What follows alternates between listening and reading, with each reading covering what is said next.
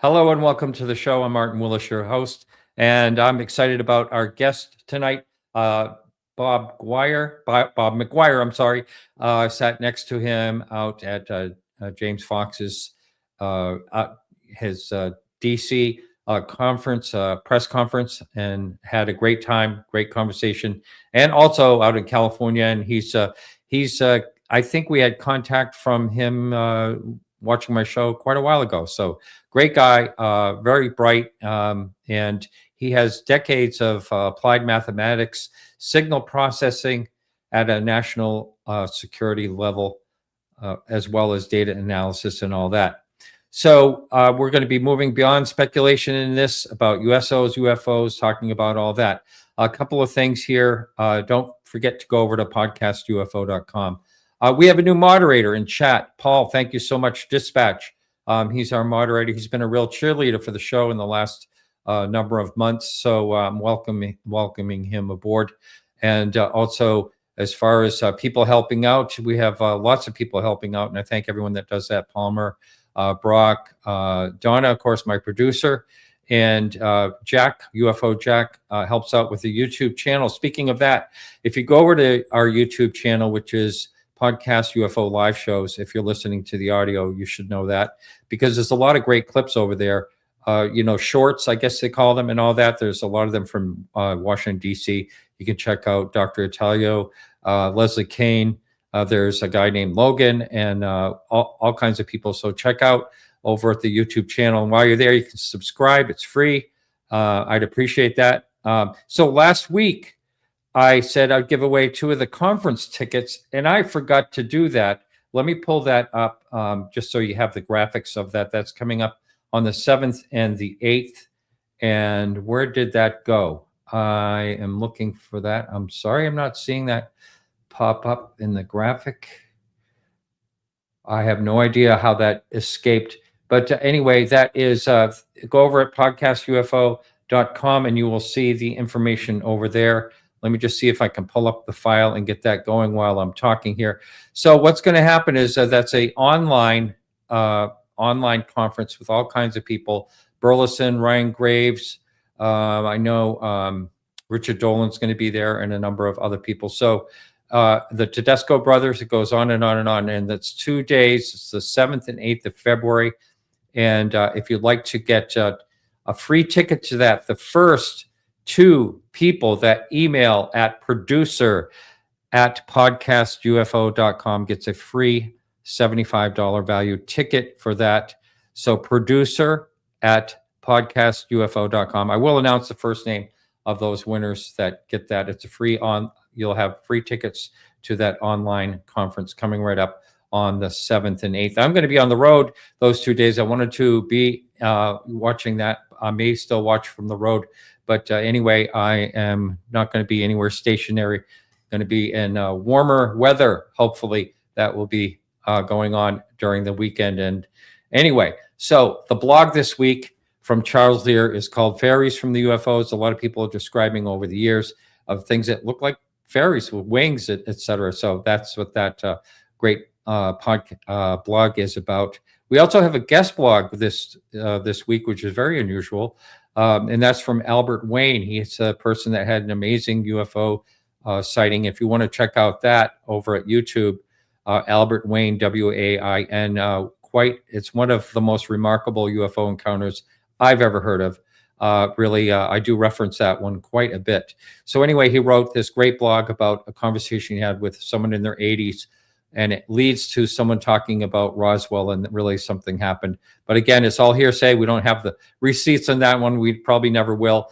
But also, I was supposed to have Reed Summers on. I was supposed to have 2 different people on this week. So we have Bob was lucky enough to fill in. He was supposed to come in next week, but he filled in for this week. Reed Summers may join us next week. And people, I did announce to you people last week that Clyde Byfield was going to be here. He'll be on closer to the Phoenix Lights incident anniversary. I'm going to do some type of show. It's going to be the 29th anniversary, I do believe, coming up in March. So I'll have him because he's related to that. His movie is that he has out. Plus, someone contacted me that was a direct witness during the Phoenix Lights I'm going to try to get him on at the same time. He has been in one of the, I do believe, James Fox movies. But anyway, so that's what's going to come up around the Phoenix Lights anniversary. And if you want to know who's coming up and read the blogs and things like that, we have all kinds of links and everything in every weekly newsletter. It's very easy to sign up over at podcastufo.com. I never give anyone's emails away to anyone. All you have to do is drop your email address in there, submit, and then confirm the email, and you'll get our weekly newsletters. Again, that's at the sidebar at podcastufo.com. And I think I covered everything. And don't forget, if you want a free conference ticket, there's two that I have to give away, and you have to email at producer@podcastufo.com to win them. And again, the first two people do win that. And without further ado, I think I've talked a lot more than I normally do, which is probably, I don't know how people feel about that. But anyway, here we go. Bob, welcome to the show. Martin, good to see you again. I believe I saw you a week or so ago. It was just about that, wasn't it? Yeah. Yeah, Martin and I sat right next to each other, and I almost managed to wreck all of his equipment, but we survived it. That's right. Yeah, I think we had we both were having some problems technically. I realized that if you get up and you leave this is what I found out. If you get up and have to leave the room to use the restroom or whatever it is you do, and you're using the hotspot to your phone to connect to the internet and live stream, you should leave your phone there before you go away. Yeah, I had a blank screen for a while. The largest reaction, Martin, I got from going to that, from all the things I put up, was when I did my little spiel to test your microphone. I forgot what you said, but it was pretty funny. Yeah. Hey, here I am, a nobody, standing in front of this microphone, helping Martin Willis get his audio working. Yeah, that's right. That's right. I actually had a microphone up on the stand. It's so funny to watch people during the live stream because everyone's clapping in the room. You don't hear any claps. You just see their hands going. It's pretty funny. But so that was a great experience. I really enjoyed being there. And, it felt historic. It was historic. That's how I felt about it as well. And we also met out in California last year as well. I remember. Yes. So you have quite a background, and I love asking this question because it's always different. And what made you get into the UFO topic to begin with? It happened in stages. So when I was young, I had a couple of odd things happen. I had 3 cardiac arrests before I was 1 year old. Oh, because I had cerebral encephalitis. Oh boy. So people nowadays would call it NDE. I don't know because I don't remember any of it. But anyway, I recovered, moved to the state of Alabama. And when my mother made friends there, and she was entertaining a friend. And at 3 years old, I got up out of bed and walked in and grabbed a book off the shelf and started reading it to them. And somehow I had been taught how to read by an agency that we cannot name. I mean, it's not the CIA. I have no clue how I learned how to read. And neither should he, but she told that story until the day she died.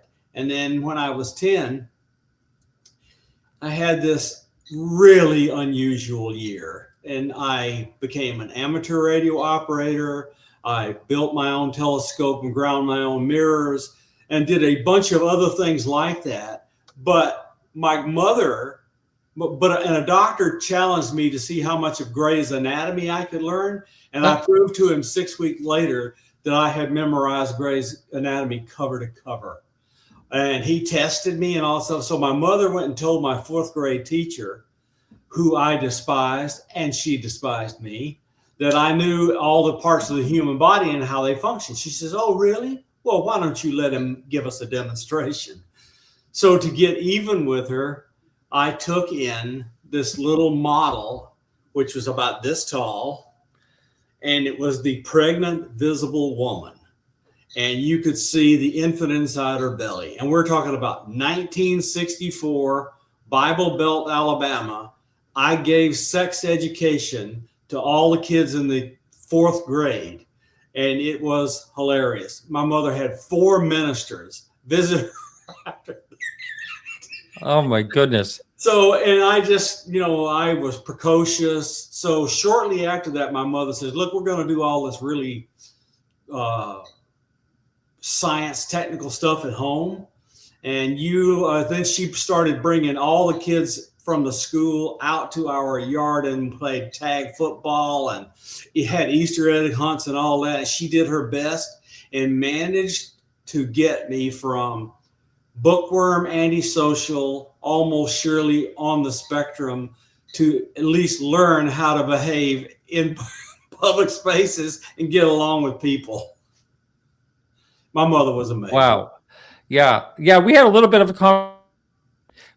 of a conversation about that when I was there, actually, in DC, and how she helped you, and you had a lot of help, right? Yeah, my stepdad and her and grandfather, and they did everything they could to enhance my education. But my grandfather made me drive the tractor and bale hay all summer long for him every summer and barely read a book. So, I mean, they were loving but strict. Right. So where did you grow up? In Southwest Alabama. I was born in Tennessee, but I grew up in Southwest Alabama, 70 miles north of Mobile, Alabama, in a little town called Grove Hill, which was the county seat for Clark County. It had 1,200 people in the town. My graduating high school class had 100 people.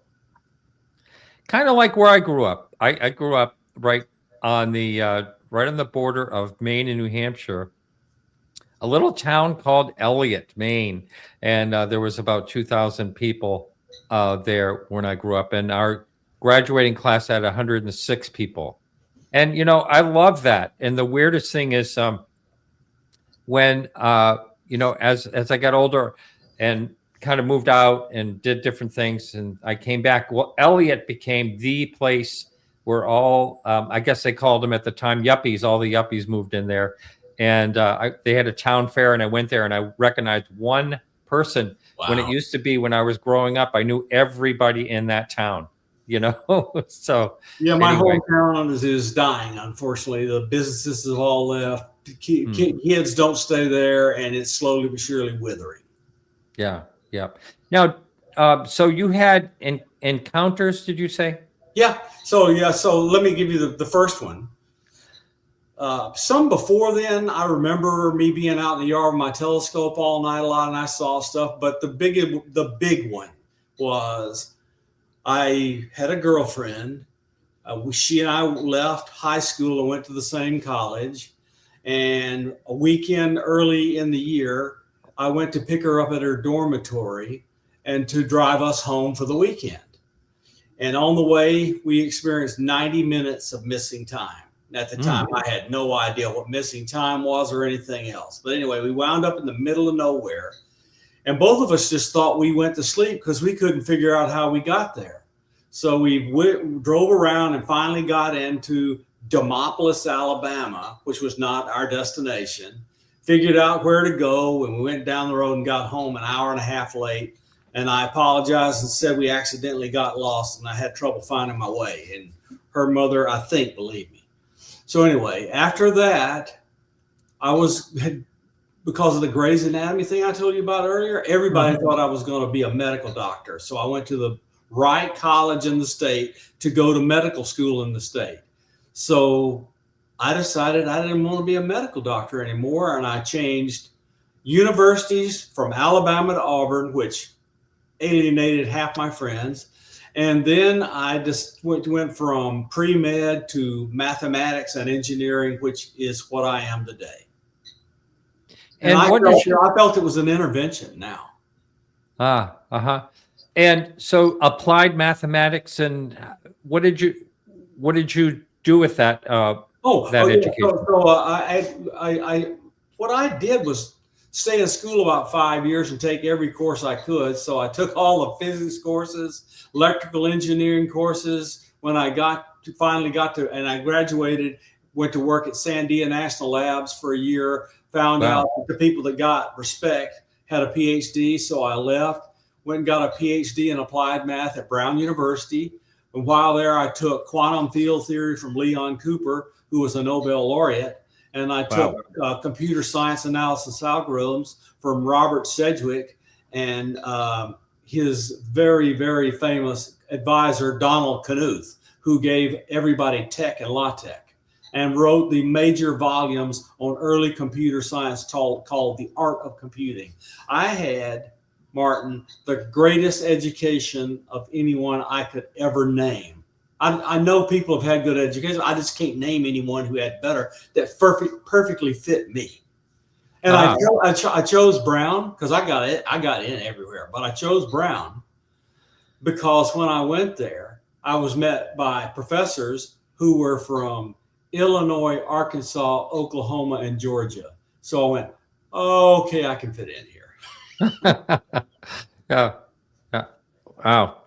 And so as we talked, we're going to be talking about UFO detection, USO detection. I have a real interest in USOs in the last few years. Yep. It's just something that, I had this, I'm just going to explain real quickly for anyone that never saw this guest that I had a lot of attention with this guest. Anyway, his name is Scott Cassell. He's known as the first person to ever film the giant squid in the wild. But he's had 20,000 hours of dive time and I think 5,000 hours on a rebreather. And he was down in the ocean off of the Sea of Cortez, down off Mexico, 60 miles out. He was down in 200 feet on a rebreather looking for some rare fish that it was being is contraband and was being fished out by the Chinese market. And he was looking for them to film one 300-pound fish, croaks like a frog. It's a really strange thing. So he's down there, something catches his eye, and all of a sudden he realizes that, it's something that shouldn't be there. And he's thinking, oh, it's like, man-made, whatever it is, but it was a cube. And this cube was like a gold cube flashing back from his light camera. Wow. He's filming it. And then as he's moving towards it, it's moving away, and it's keeping the timing up. He clears his ears 6 times, so he knows he's near his depth limit, which is 400 feet. And sure enough, he was. And he kind of puts his camera down, and the thing like flew right by him. And he says he's been in places where a whale will go by him fast, and it displaces the water, and you spin around. He said there was absolutely no water displacement as this thing flew by him. So he just said, I'm getting the heck out of here. And he got out of there as fast as he could and met up with his buddy at 200 feet or whatever. But I mean, that fascinates me. And one of the things that really, just what I said about there's no water displacement. People talk about the things going into the water and out of the water without splashes. Of course, there's no sonic boom when there's really fast movement in the sky. What could do stuff like that? It's wild. So I had 2 experiences with the United States Navy. One was I was on the USS Blue Ridge in 2008 for a few months. And we went through, which is the flagship for the 7th Fleet, which is based in Yokosuka, Japan. So we went through a typhoon in the Sea of Japan. And so this is 2008, spring of 2008. And we went through this typhoon, and everybody was sick. It was 90 knot winds and 50-foot seas, but Cuckoo Bob decided he wanted to go up on the bridge and look around, and I was everybody's pet, so they let me do it. So anyway, I got up, went up there, and I noticed that we were not in the eye wall. We're in the eye wall because it was wind all around us and rain, except there was no rain falling on the ship. So I went up to the window and I looked up, and it was glowing. I said, is that some kind of weird phenomenon? Glowing. And as a couple seconds after I looked at it, the glow grew really bright, and whatever it was, because I couldn't see the structure, just the glow, it went straight up and royal stuff. And all of a sudden the rain came back. Whatever it was and I'm just going to call it a UFO flying saucer. It was bigger than the ship and had no rain falling on the ship in the middle of a typhoon. And it took off. Okay, so my other experience was in the late 1990s. I was doing an operation for the government on board the nuclear submarine, the USS Hampton. I spent a fair amount of time on there.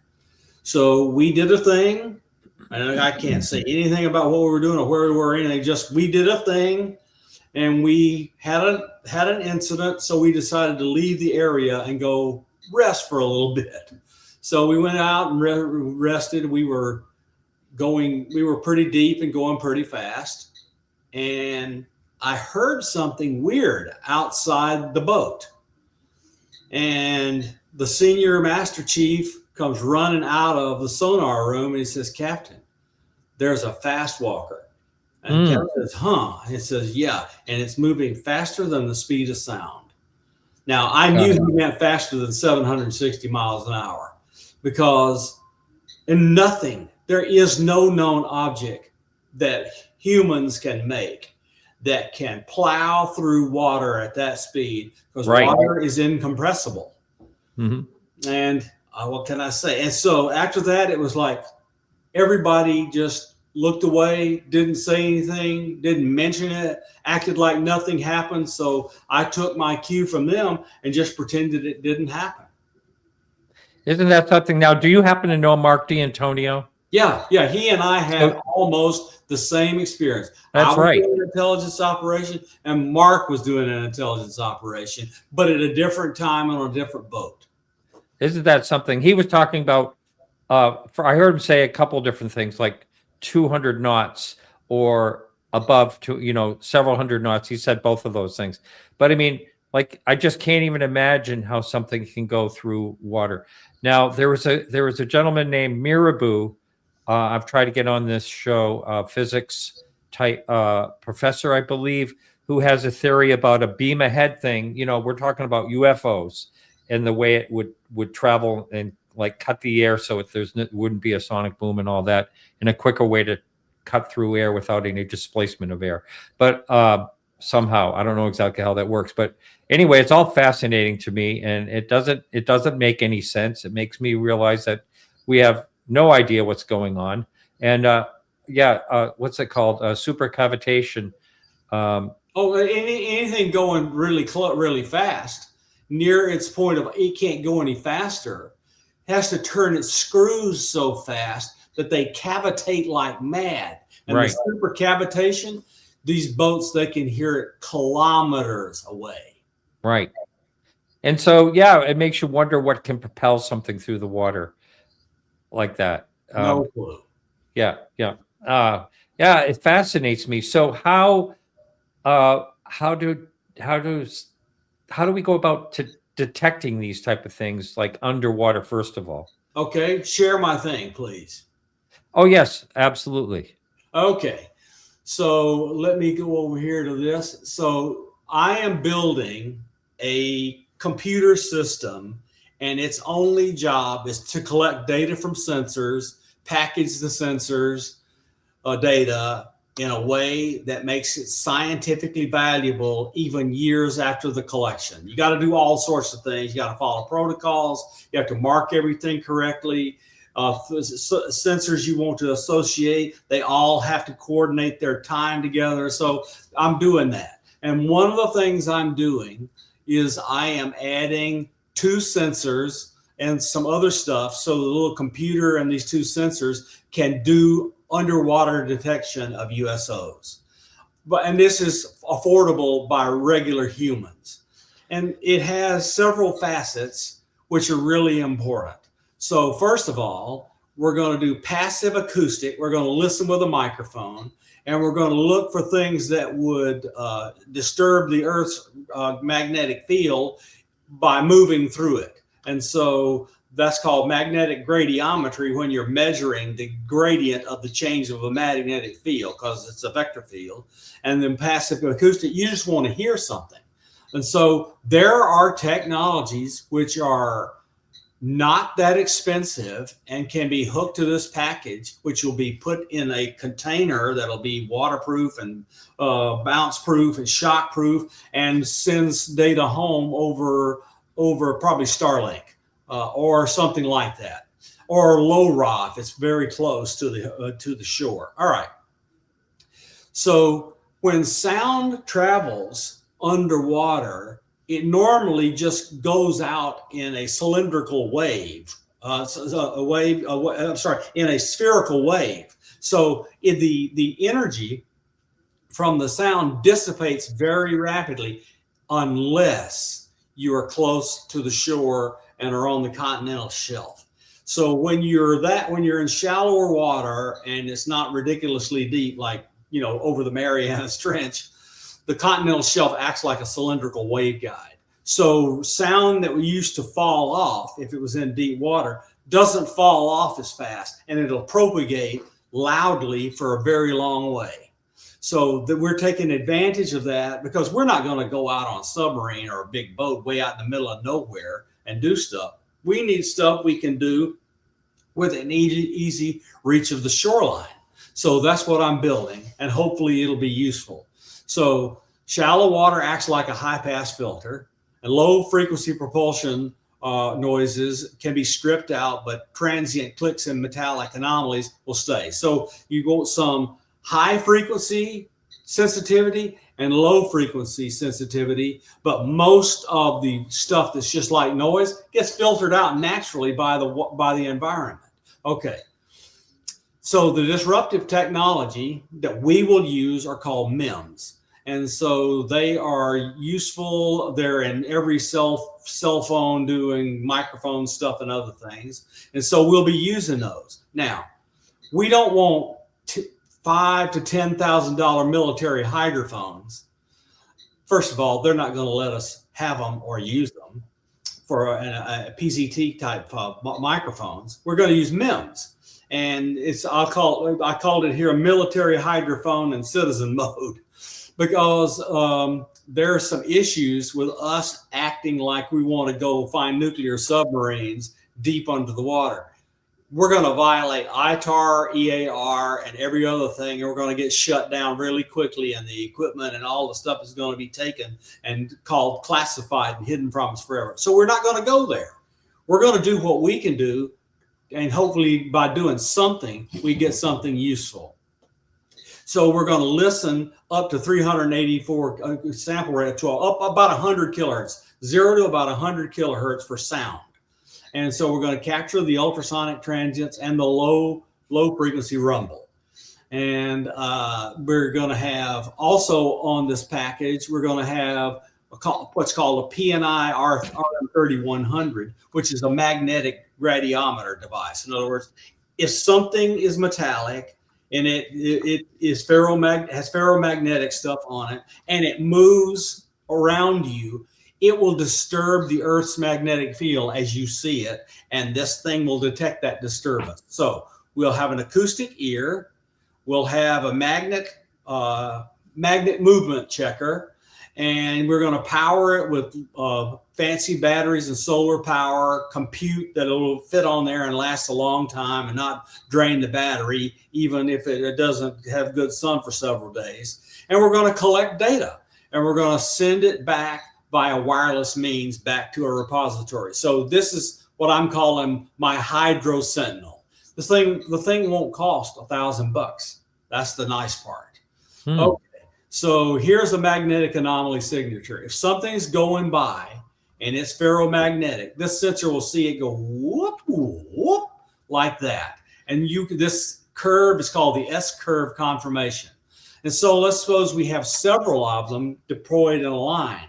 We'll see this signal, this whoop, come across these magnetometers at different times. And the different times of the arrival of this signal will allow us to get the angle at which the signal is coming from and other information like the angular velocity. So we'll know a lot more about the target by using this gradient. And it's just going to, what it's doing is measuring somebody taking a chunk of iron and running it past you fast enough to make this thing wiggle. And so you're assuming that there's ferromagnetic material in the craft, and so it'll make a really neat little sound or wiggle, and you'll be able to say, "Ooh, this is physically close," and you'll be able to hear it probably. Okay, so the intelligence pipeline is looking like this. We're going to ingest 384 kilohertz of audio and 100 hertz of magnetometer. We're going to shove it into a ring buffer so that they're time synchronized. And then we're going to have artificial intelligence that's on the little single board computer do inference. It's going to do machine learning attack on the data and say, okay, this is something good. And we will have trained the AI to do that kind of check. And then it'll write it into storage. And over time, with metadata tags, all up to clock, everything, write it on storage. And as it just done, it will send it back more slowly than it arrived. But we're expecting the events not to arrive so quickly. So a slow link back won't bother us because we're going to have all this metadata on it, so we'll know when, where, how, what, with what devices, what we saw, etc. It'll just get back home slowly so that we don't have to have a very expensive link. So why is this legal? Well, the MEMS technology is this green line here. And this green line, we will detect 10 hertz to 100 kilohertz. And the reason that's great is in addition to that, it won't have super sensitivity. So the noise level where we're in the littoral zone or the continental shelf, it'll have a noise level which is high enough that we'll never be able to see a submarine which is way down here, 50 or 60 dB below what this thing will even do. So we'll never even hear the nuclear submarines, so they won't get mad at us, which is what we don't want. And this curve, this blue dot curve, that's the ambient noise in the ocean. So right about here, we'll start hearing everything that's not ambient noise of the ocean. And so what does this mean? This means we are EAR compliant, so we're not even ITAR, which is going to be military restricted. It'll be ITAR, so we're not going to do that. And so we won't even need a license to be able to send this tech out to people all over the world, including how to use it. So that's it for the Hydro Sentinel, Martin. Wow. So, and you had told me at one time you were working with Eric. Is this something you're working together? No. Eric Davis and I are new employee owners of a company that Julia Mossbridge is starting. I see. So it's something way outside of this. Oh, I got it. Julia Mossbridge is involved, so you know it's not about deep underground, undersea, air-type detectors. It's something to do with consciousness. I got it. Whole different thing. So just a couple of questions I have for you on this, what you just shared with us. And by the way, if you would send that to me so I can put that up on the show notes for anyone that listens to the audio podcast. No problem. So we have this person in the chat. She's always quite amazing, Mendonopoulos, and she has a lot of good questions, but she just posts this comment here. You may detect when they come up with come up to periscope depth. Yeah, I got to tell you what, if they come up to periscope depth on the continental shelf inside our territorial waters, nobody's going to be upset with us. What they don't want us to do is detect our submarines deep underwater. They don't want us where they're running deep. If we got in that game, we'd be in trouble quick. They don't care about shallow water. Yeah. Hey, just saying a little shout out to Gene Sticko. Hey, Gene, how you doing, buddy? Yeah. He was right beside us down in Washington, D.C. And a little shout out to Natalia. Hope she's doing well, better. But anyway, the question I had, or questions I have, you mentioned that these things aren't expensive. Sounds like this could be possibly some type of grassroots type of situation. That's the entire goal, is making this stuff available to grassroots people who have boats or want to put it on the shoreline and run the sensors out in the water, and this will allow them to do that. The MEMS won't be $100, and the magnetometer is about the same. The computer is $300. So it's going to be like $300 to $500, and whatever the packaging and other stuff costs. It's going to be cheap, and we're going to get gobs of data, I promise you. Here's a question. Bob, are you using any traditional fast Fourier transforms in the DSP pipeline? I like her. Yeah, she's great. Yeah. So Mendon, this is how it will occur. So there will be fast Fourier transforms, but I'm hoping to capture their functionality in the machine learning training. So in other words, the machine learning training will do the equivalent of a fast Fourier transform. So we're looking for things on a certain frequency range, and we want, if we get strong coherent signals, we want to see them. So I'll probably do a spectral analysis of the raw MEMS waveform, raw microphone audio, but before I plug it into the transform, the neural network. So the neural network is trying to do classification and other stuff. So how much is AI going to be helping with all of this? A lot. Yeah, it's amazing, the tool. Right away when I started using that and finding out more about it, I was thinking, boy, this could help out in the UFO world in so many ways. So about that, you can see, yeah, you can. About that big, plugging into the bottom of my board is a little card that plugs into a PCIe board on the bottom. And it's called a dual edge Carl TPU, where TPU stands for tensor processing unit. And that's put out by Google and under their label Carl. That thing will do 8 trillion operations a second and not even burn 5 watts. Oh, wow. Yeah. You know, we always have a hard time figuring out about numbers. I love to put this up for people when we talk about numbers, because it's so hard to imagine anything over a certain number. So I've said this before in the show, if you counted from 1 to a trillion day and night, it would take you 30,000 years just to give you some type of idea what a trillion is. It's impossible. Yeah. And people are people are so innumerate they can't compute change of the cash register. Yeah. And so it's these huge numbers, they mean nothing to almost everyone. Right. Yeah. Yep. Here's another question here. This gentleman, Dr. Richards, has a lot of questions similar to this.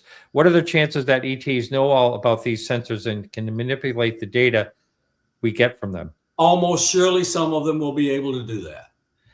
Makes you wonder, doesn't it? Yeah. So here's I've been out with people near Sedona. Oh yeah. We see stuff, and it amazes me how 4 people will see an event, and all 4 of them perceive it differently. Exactly. I hear that so many times. I hear that a lot. Let's see. What out of the box models are you using for the ML?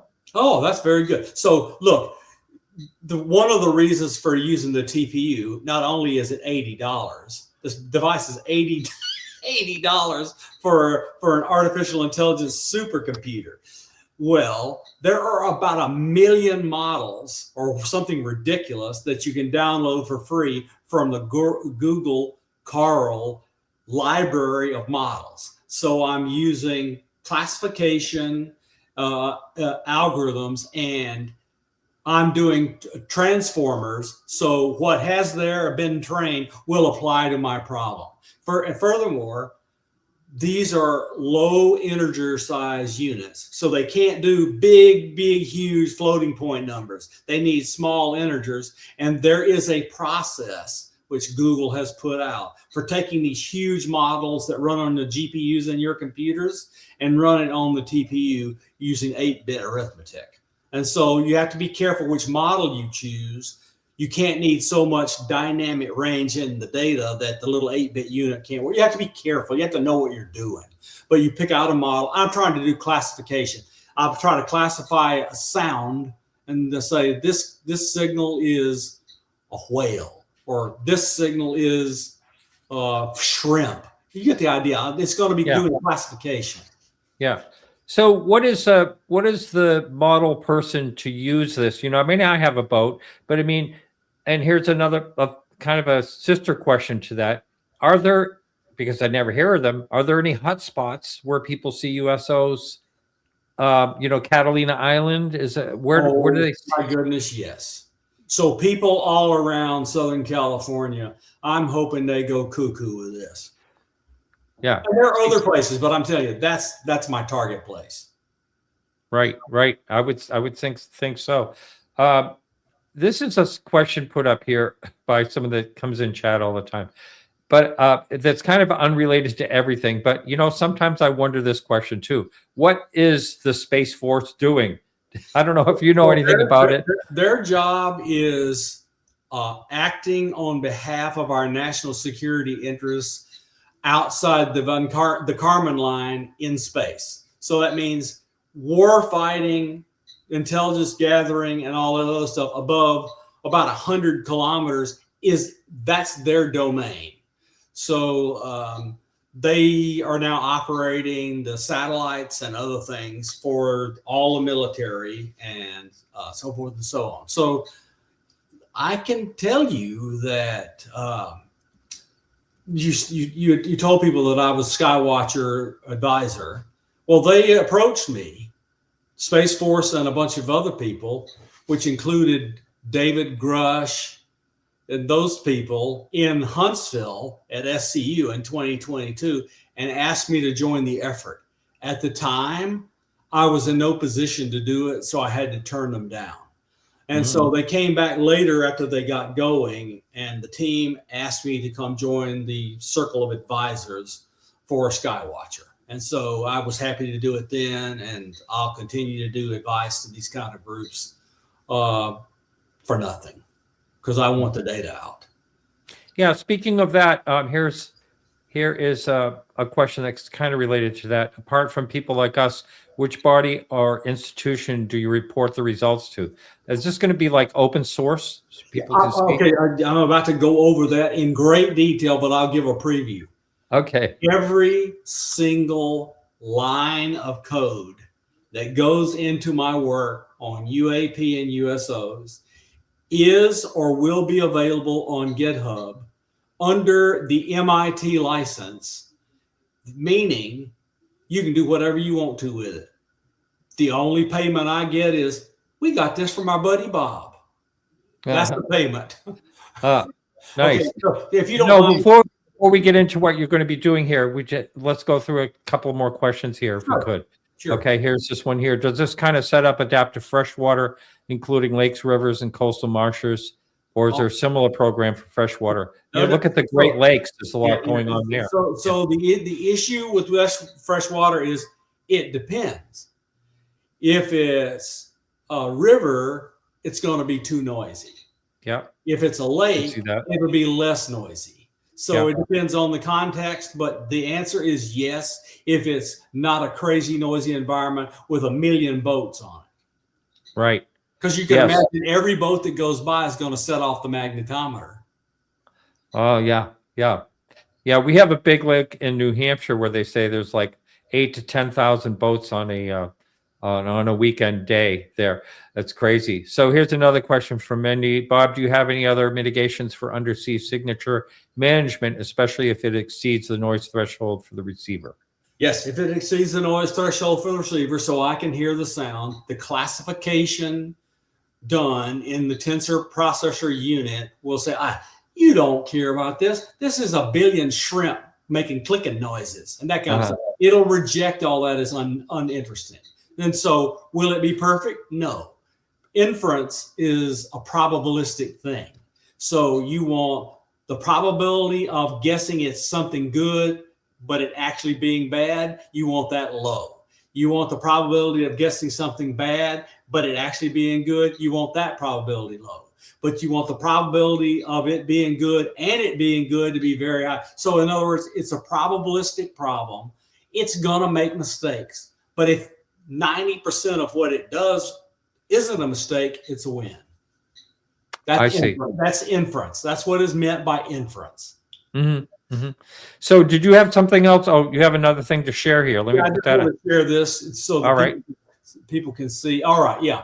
So this is on get me on GitHub with my crazy Einstein Halloween costume on, and so all of these repositories here, with the exception of this one and this one, are dealing with the work I'm doing for this stuff.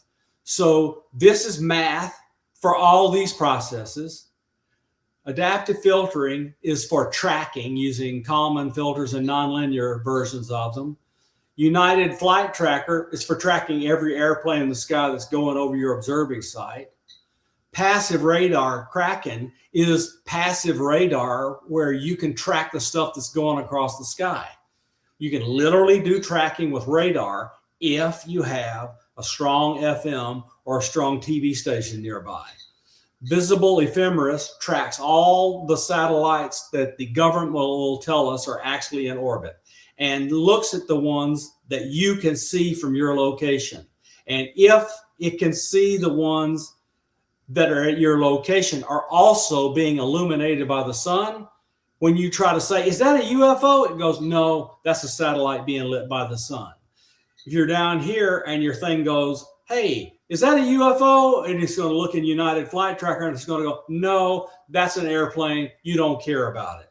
So a bunch of this stuff is the put it in the I don't care box. The other stuff is doing all sorts of stuff. The Carl dual edge TPU is all the inference engines for using the tensor processor unit in my Orange Pi 6 Plus board, which can do damn near anything you want. And so, for example, in the other room right now, I'm have two 4K cameras streaming full speed, 30 frames a second, into two Ethernet ports on this computer. It's not even breathing hard. And these are doing inference. So the onboard hardware for doing GPU-like artificial intelligence, it's called a neural processing unit. This is a new hardware. The neural processing unit doesn't work right yet. So I'm working on code in here to try to help them fix it so me and everybody else can use it. And I put up a major fault in their code that drives it on this thing. And I hope they're ingesting it because it identifies most of the problem. I actually successfully identified. So this one, and this one are all involved. I'm sorry, and the GNU radio stuff too, are all involved in this detection stuff for UAP and USOs. All of this are public repositories, and all of the code is under MIT license. Anybody can use it for anything they want to. And so I'll be talking about this in a little bit of detail at Reed Summers' a UAP conference this weekend. I'm on a panel of 4, so I don't get an hour, I'll get 15 minutes, so I'll have to do it quickly. And then at SCU, I want to be rolling this entire system out with a detailed report on performance, data it got that looks weird, and I have 2 sites I'm going to go to for weird data for training. And then that paper with all of this work will be my ticket to be a full member of the SCU. Amazing. So as far as UFO or UAP detection, is this the work that you're going to be doing? Is this going to be? Let's see. Let me get you up here. How we go here? Is this all going to be sourced in that the MIT license, whatever it is? Everything will be MIT licensed. That's an unrestricted license to use it for anything. You don't have to pay me. The only thing you have to do is say, I got it from Bob. If you use it, you know, just give a credit, basically, is what it is. All you got to do is give me credit. That's all I want. Yep. Which is very fair, of course. Well, this is that's pretty amazing. I know in the last several years, I've talked to a lot of people that have been trying to put together some type of UFO detection, sometimes grassroots. where you can have something something you could buy, I think, for $1,000, and wanted them placed in different parts of the country. It's all it just never seems to. I don't hear of anything being developed. It seems to always be in the starting position, but not really totally. There's a reason, Martin. Look, you can imagine, and I'm not going to guess, and don't you guess, but you can imagine the consulting rate I get paid per hour. I'm taking away from my consulting time, making a donation of my time to doing this. And typically, the major constraint is there's not enough resources for a group to do the development. And they get going and they do it, and they realize whenever you do this kind of development, you run into really hard problems. They're really difficult. You run into roadblocks. Like, for example, a major piece of the hardware that's on this super duper computer doesn't work right. So what am I doing? I'm spending hours every week diagnosing a commercial company's problem without getting paid by them to diagnose it, just so I can use their fantastic hardware. Yeah. And so look, I founded Federated Wireless and Hawkeye 360. That Federated Wireless is a major maker of telecommunications project for the wireless industry, cell phone companies, etc. And it's doing okay.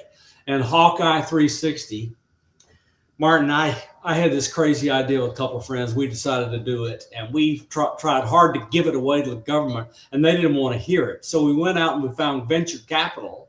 And when we got going, NQTel showed up and what they do is they put a little money in the pot, and all they want to do is keep up with what you're doing. And so for the little bit of money they put into the pot, they got to keep up with what we were doing. So as they saw we were getting closer, the intelligence agencies and the Department of Defense started coming around.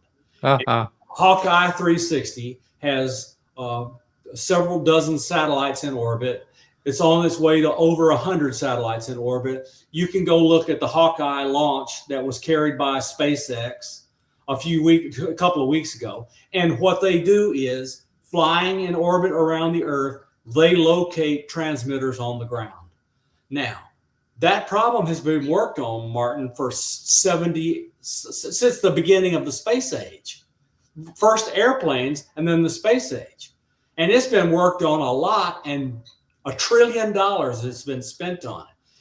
So you can imagine how much chutzpah and moxie it took to say, I got something new and you guys need to listen to me. So let me tell you how you know it's new and they listen to me. Hawkeye is the first company whose own products are being included in the United States of America's intelligence overhead sensing system. And they don't own it. All they can do is buy data from us. It is a complete revolution on how the government does intelligence gathering using radio transmissions. And I'll give you an example that people can go find in a newspaper. Several years ago, Hawkeye had its stuff up, and it detected Chinese military moving in on the border of India, clearly preparing to attack. We warned the Indians and the Americans. They did not know this was happening. We were the ones that discovered it, and the Indian government put it all over every possible newspaper in the whole of Asia. And so Hawkeye and that effort is there. And so since then, it's done a bunch of other stuff. It found Chinese boats illegally fishing around the Galapagos Islands, and the Ecuadorian government and others ran them off. It's doing the kinds of things you would want an intelligence community to do with that asset. And the intelligence community doesn't tell us what they want the data for. They just say, please look in this area for data that looks like this. And we gather it and we send it to them. And they seem to love it because we just got a huge contract. Oh, that's great. Huge contract. No, look, I've mostly cashed out, but the valuation of the company is now $1.5 billion. That's great. Yeah, that's great to hear. I'm very proud of it. Yeah. The best thing I did in my life was this. That sounds really exciting, really. Amazing. And it's glad they finally noticed. And it's funny how that happens like that. So here's a question, another one from Mindy. Bob, are you going to have a cloud-based analytics console like the MUPAS portal? I am going to make all of this data available in a form that could easily go into a cloud portal. I may not decide to spend my personal resources on maintaining a cloud portal. I understand. Yeah. Yeah. Well, I think this has been really, really fascinating. And so right now, if someone wants to access any of this, you're going to give me what you have, and that's going to be linked in the show notes for anyone. I'm going to give you this link right here. Will give you everything. All the code for the USO detector, all the codes for the UAP detector. Yeah. Will be in those repositories. And then there will be announcements. People can follow me as Science Bob McGwier _NFRHY on X and see everything I do, because I put up every new thing on X. Okay. I'm going to ask this question in another way. Now, I'm talking about the USO detection underwater. Yeah. Who is your candidate? Like, I mean, I have a boat. I mean, I go out in the ocean. I go in lakes in the ocean and stuff like that. But is this someone that is going to be dedicated to? It's kind of like fishing. You know, I mean, you have it out there could have it out there for days or weeks or months. You have a buoy that's anchored. I see. If it's solar paneled, you can leave it out there for years. I see. So it could be something like that. Things, until the environment forces you to bring it in for repair. Yeah, I see. You could have it hooked to one of your lobster traps if you're in Maine. Exactly. And you'll hear all the lobsters clicking their claws and go, that's right. Bob's giving us a piece of crap. Here's another question here. Will it support importable FDFs? That's a good question, and I haven't thought about it, but it's probably a good idea. As you could tell from that repository and me not showing the actual hardware, which is in there running on my computer desk, that I'm not that far along, but that's a good idea, and I'll probably do it. Yeah, maybe I should hook you two up. She's very bright. Yeah. So, Bob, I want to thank you so much. The hour went by really fast, and I kind of knew it would. And I hope to have you back on again someday. This was a lot of fun, and maybe we'll meet up. I don't know where you're going this year. I know I'm going to Contact in the Desert. I don't know if you're going to be out there. I probably will go to some places, and I'll let you know. Yeah, excellent. So thanks so much. It's been a real pleasure, and we'll talk soon. Again, love to have you back on the show sometime. It'll be great, Martin. And we won't have any problems. Audience, and thank you for watching. We won't have any problems with the email this time. That's a little behind the scenes, but we made it work. It was close, but we did it. Thank you, Sarah, for bailing us out. Yeah, that's right. Sarah Gam from last week helped us out. All right. Take care. See ya. Yeah. So supposedly we'll have on next week. I'm going to be able to, again, you'll be able to, if you want to check in and find out, it'll be on our website, or you can go and have your email address, pop it into our weekly newsletter, and we'll send it out every Tuesday morning, or I'm changing to Monday mornings. So I want to thank you all very much. No show this Thursday, but we will have an audio blog out at some point. Thanks so much, everyone. And remember to keep your eyes to the sky.